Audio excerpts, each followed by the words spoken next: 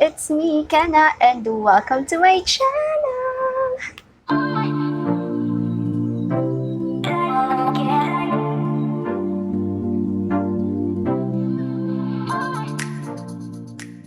Alright, for today's video, I will be sharing with you guys my thoughts about the Criscoskin Rejuvenating Set. Diba before, meron na tayong ni-review na set from Criscoskin, and that set named Maintenance Glow Set. I really love that set kasi yung claims niya na it gives you glow and it keeps your face from acne.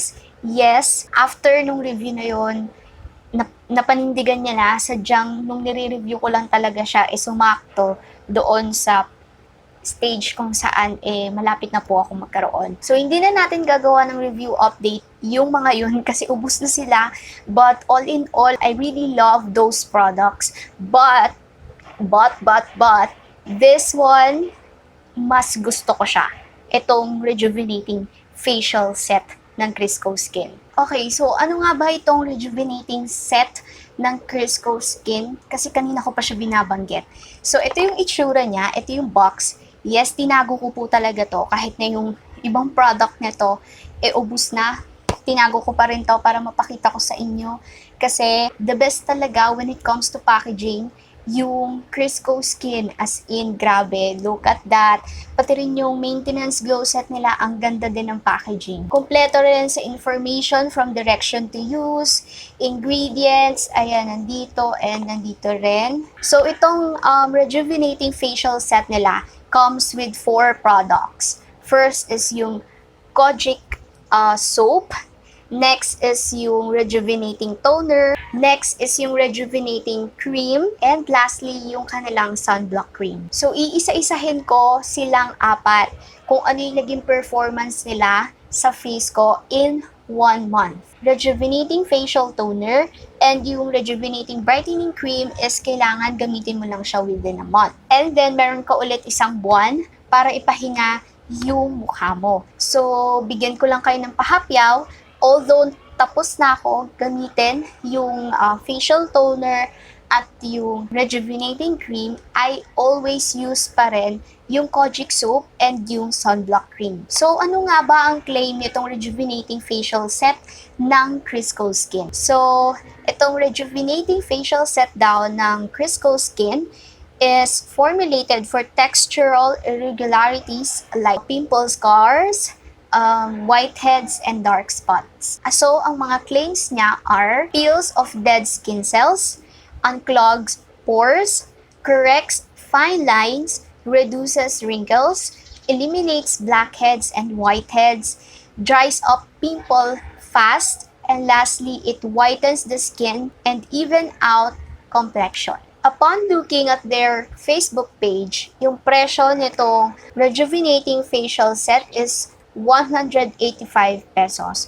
Well, actually, hindi ko alam kasi yung post na yon is matagal na and hindi ko alam kung nag-upgrade sila or nagdagdag sila ng price. But you can visit their Facebook page, Instagram, and Shopee. I will leave all the links down in the description box. Okay, so now let's move on to my thoughts. Hindi ko na mapapakita yung kojic soap dito kasi nga nasa baba siya, nasa banyo siya. But I will post a picture here kung ano ang itsura ng kojic soap nila. Well, actually, para lang siyang ibang kojic soap yung itsura niya. But I must say na mas malaki itong kojic soap na to rather than the other kojic soap na nabibili natin sa market. So, ang mga experience ko and thoughts ko about sa kojic soap na yan is first, yun nga, tulad din ng ibang kojic soap, yung amoy, yung hitsura niya, parehong-pareho. But the aftermath of that soap from Criscoskin is kakaiba. Kasi, i-compare ko na siya with Saan na kojic soap nila. Doon kasi sa Saan, I didn't feel any hapde, alam mo yun, wala talaga, as in, wala akong naramdaman na hapdi sa kanya, even pamamalat, wala. Pero dito sa Rejuvenating Kojic Soap, meron at super hapdi niya, especially sa first week na gamit mo siya. But again, forgiving naman since itong kojic soap na to is specifically for rejuvenating. Pero nung natapos ko na yung 1 month of using the toner and the cream, rejuvenating cream, di ba ginagamit ko pa rin siya 2 times a day kapag naliligo at kapag maghihilamos sa gabi. Wala na akong nafe-feel na hapde. Siguro either titrigger lang talaga yung hapde kapag ginagamitan mo ng toner or nasanay na lang yung balat ko. Next, thoughts about the kojic soap is you really have to follow the instruction provided here sa box. Kasi in the first week of using the kojic soap, ang ginagawa ko is literal na kung paano ako naghihilamos. Like, irarub kong ganyan, and as in talagang kuskus kung kuskus. But, upon rereading the instruction for use nitong kojic soap, nakita ko na you should always mix the kojic soap with water and gently massage your skin with the mixture. Eh, yung ginagawa ko kapag naghihilamos ako, hindi siya gentle. So, lalong natitrigger or lalong parang nai-stress yung balat ko sa kanya since rejuvenating na nga siya, plus ganun pa yung ginagawa ko, parang, lalong nai-stress yung balat ko. So, after rereading the direction for use, I start doing isang ganyan, isang ganito, isang ganyan, and then yung mata, ginaganyanan ko lang, pabalik-balik pero sobrang gentle, yung gilid ng nose especially. And before ako maghilamos, ang ginagawa ko is babasain ko yung soap with water, and yung makukuha kong bubble, babasain ko pa rin ulit ng soap hanggang sa ma-feel ko na basa siya, alam mo yun? Like, hindi siya purong bubble. Hanggang ma-feel ko lang na medyo, alam ko rin na meron siyang tubig, tsaka ko siya igaganyan sa mukha ko. So, when it comes naman sa pamamalat thingy, in my 3rd day, nakita ko na agad yung pamamalat talaga sa mukha ko. Pero, within using this, as in a month of using this, wala na akong na-feel or wala na akong na-experience na as in sobrang pamamalat. Like, yung may mapipil off kung ganyan, wala. Isang buwan akong hindi nakapag-makeup, as in wala. Kilay lang and lipstick or lip tint, yun lang yung makeup ko every single day. So, dito naman tayo sa rejuvenating facial toner nila. Pagpasensyahan nyo na kung medyo nagganyan.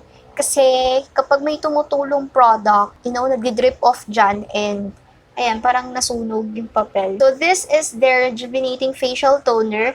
Well, konting-konti na lang yung laman niya and feeling ko baka gamitin ko pa rin siya after 1 month. So, dito sa rejuvenating toner, dito ako pinaka natakot nung una. Kaya nga, before I try this products na to, yung toner talaga yung in-skin test ko. Like, nilagay ko talaga siya dito sa may likod ng tenga and dito rin sa hand.